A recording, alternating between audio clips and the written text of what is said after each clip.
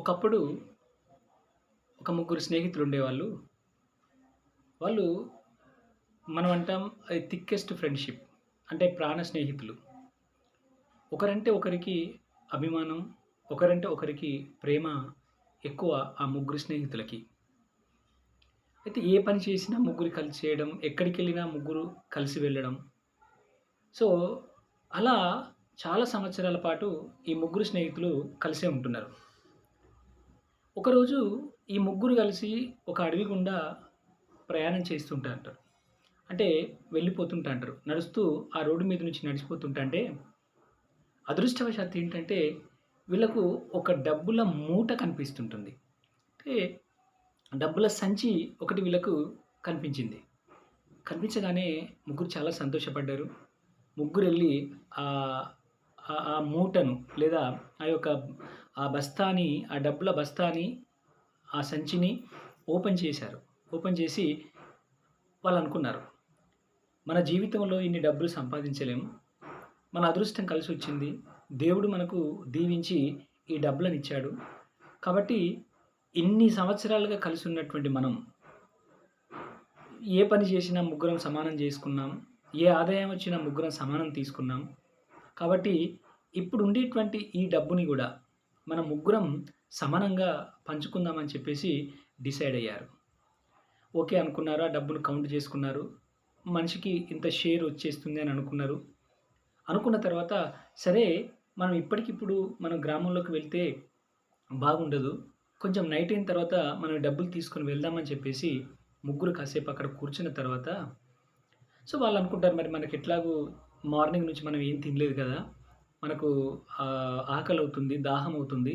కాబట్టి ఎలా అని చెప్పేసి ఆలోచించి అందులో ముగ్గురు ఏం డిసైడ్‌కి వచ్చారంటే, ఒక ఇద్దరు మాత్రం ఇక్కడ ఉందాం. ఎందుకంటే డబ్బులు కావాలి, ఉండాలి. డబ్బులున్నాయి కాబట్టి. ఒకరం ఈ దగ్గరలో ఉండేటువంటి గ్రామానికి వెళ్లి, అక్కడ ఉండే హోటల్‌లో సో, మన ముగ్గురికి పార్సెల్ తీసుకొనొద్దాం. సో, మంచి కర్రీ ఏదన్నా తీసుకొని, పార్సెల్ తీసుకొని మనం ఇక్కడికొస్తే మనం ముగ్గురం కలిసి తిందాంలే అని చెప్పేసి, ఆ ముగ్గురు డిసైడ్ అయ్యారు. అయ్యి అందులో ఉన్న ఒకతన్ని నువ్వు పక్క గ్రామానికెళ్ళి, ఆ హోటల్స్‌కెళ్ళి అక్కడ మనకు ఈ మీల్స్ తీసుకొని రా. ముగ్గురికి 3 మీల్స్ తీసుకొని రా అని చెప్పేసి అతన్ని పంపిస్తారు. పంపించిన తర్వాత సరే అని చెప్పేసి తను ఆ హోటల్‌కెళ్తాడు. సో, ఇక్కడ ఈ ఇద్దరు కూర్చుంటారు. కూర్చున్న తర్వాత ఈ ఇద్దరికొక ఆలోచనొచ్చేసి సరే ఆయన ఎళ్ళిపోయిండు. ఎళ్ళిపోయిన తర్వాత వీళ్ళు ఆలోచించుకుంటున్నారు. చూడరా ఈ ఒక్క వ్యక్తి వాడిని గనక మనం తప్పిస్తే, వాడు గనక మన మధ్య లేకపోతే, ఇన్ని డబ్బులు మన ఇద్దరం పంచుకునేవాళ్ళం. ఇప్పుడు అనవసరంగా వానికి ఇన్ని డబ్బులు మనం ఇయ్యాల్సిన అవసరం ఏర్పడుతుంది గదా! ఏదో రకంగా జేసి మనిద్దరం కలిసి వాడిని చంపితే, వాని డబ్బులు గూడా మనమే తీసుకోవచ్చు గదరా! అని చెప్పేసి ఒకతనన్నాడు. సరే ఇంకొకతను బాగా ఆలోచించి, సరే మరి మిత్రుత్వం గదా! ముగ్గురం స్నేహితులం కదా! అని అది జేసి అటు ఇటు బాగా ఆలోచించిన తర్వాత తనకేం అర్థమైందంటే ఏది ఏమైనా చేసేది డబ్బుల కోసమే గదా! కాబట్టి ఇన్ని డబ్బులు వాడికి ఇవ్వడం ఎందుకు? ఓకే. ఇద్దరం కలిసి వాడిని చంపేద్దామని చెప్పేసి ఈ ఇద్దరు డిసైడ్ అయ్యిండ్రు. సో, డిసైడ్ అయ్యి వాడి కోసం వెయిట్ చేస్తున్నారు. ఏం లేదు రాగానే మనం వాడిని బాగా కొట్టి చంపేయాలి. లేకుంటే ఏదైనా హత్య చేయాలి వాడిని. ఏదో రకంగా చెప్పి చంపేయాలి అని చెప్పేసి ముగ్గురు డిసైడ్ అయ్యుండి వాని యొక్క రాక కోసం ఎదురు చూస్తుంటారు. సరే ఈ ఇద్దరు ఇట్లా డిసైడ్ అయితే ఆ హోటల్‌కి వెళ్ళినటువంటి వ్యక్తి ఆ హోటల్‌లో పార్సెల్ పట్టుకున్నాడు. బయటకొచ్చిండు హోటల్ నుంచి బయటకొచ్చి తను అనుకుంటున్నాడట. ఏమనుకున్నాడంటే ఇప్పుడు అంత డబ్బు, అంత సంపాదన, అంత ఆ డబ్బు వీళ్ళిద్దరికి ఇయ్యాల్సిన అవసరం నాకేముంటది? ఆ ఇద్దరిని గనక నేనే చంపేస్తే ఆ మొత్తం డబ్బు నాకే చెందుతుంది గదా! కాబట్టి ఏదో రకంగా జేసి ఆ ఇద్దరిని చంపేస్తా అని చెప్పేసి ఇతను అనుకుంటున్నాడు. ఏం చేయాలే? ఎలా చంపాలి వీళ్ళను అని చెప్పేసి నేనెలాగో అన్నం తీసుకొని వెళ్తున్నాను కాబట్టి ఈ అన్నంలో నేను పాయిజన్ కలుపుతా. ఈ పాయిజన్ కలిపినటువంటి విషయం ఆ ఇద్దరికి తెలియదు. తింటరు. తిన్న తర్వాత వాళ్ళు ఎలాగో చనిపోతారు. సో, నేను డబ్బు మూటను పట్టుకొని నేను ఇంటికెళ్ళిపోతా హాయిగా జీవితాంతం బతకొచ్చు. నా తరతరాలు తిన్నా తరగని సంపాదన ఇది. కాబట్టి ఇద్దరిని చంపడంలో తప్పే లేదు. ఏది ఏమైనా కానీ అని చెప్పేసి ఓ పాయిజన్ తీసుకుంటాడు. ఆ పాయిజన్‌లో ఆ పాయిజన్ తీసుకొచ్చి అన్నంలో కలుపుతాడు. ప్యాక్ చేసుకొని ఏం తెలియనట్టుగా రిటర్న్ వచ్చేస్తాడు.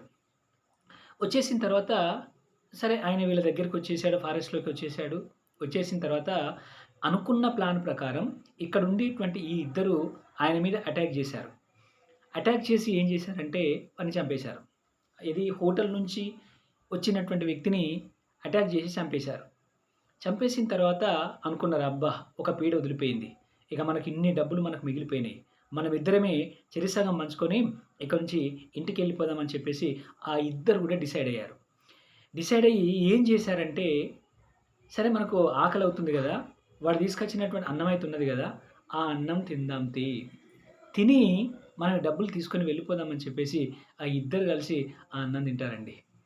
ఆ అన్నంలో ఆల్రెడీ అప్పటికే పాయిజన్ కలిపి ఉన్నది కాబట్టి, ఆ పాయిజన్ కలిపినటువంటి అన్నాన్ని వీళ్ళిద్దరు తినేసరికి వీళ్ళిద్దరు గూడా అక్కడే మరణించడం జరిగింది. చూసారా? ఒక వ్యక్తికి అన్యాయం చేసి ఏదో సంపాదించాలి, ఏదో డెవలప్ కావాలి అని అనుకుంటే చివరికి ఏది రాకుండా అయిపోయింది. స్నేహం అనేది డబ్బు యొక్క వలలో పడి ఎలా కొట్టుమిట్టాడిందో దీనివల్ల మనకు తెలుస్తుంది. అందుకే మన పెద్దలు అంటుంటారు, డబ్బు స్నేహాన్ని వేరు చేస్తుంది. డబ్బు బంధుత్వాలను వేరు చేస్తుంది అని చెప్పేసి మన వాళ్ళు అంటున్నటువంటి మాట నిజమే అనిపిస్తుంది ఫ్రెండ్స్. కాబట్టి డబ్బుకు ఎక్కువ ప్రాధాన్యత ఇవ్వకుండా ఇవ్వాల్సిందే. బట్ ఎంతవరకైతే డబ్బుకు ప్రాధాన్యత ఇవ్వాలో అంతవరకు మాత్రమే ఇవ్వాలి. బంధుత్వానికి, స్నేహానికి అంతకంటే ఎక్కువ ప్రాధాన్యత మనం ఇచ్చి ఈ సమాజంలో ఒక మంచి వ్యక్తిగా మనం నిలిచిపోవాలి. Thank you. Thank you very much friends. ఈ వీడియో మీకు నచ్చినట్టయితే దయచేసి షేర్ చేయండి, సబ్స్క్రైబ్ చేయండి, లైక్ చేయండి.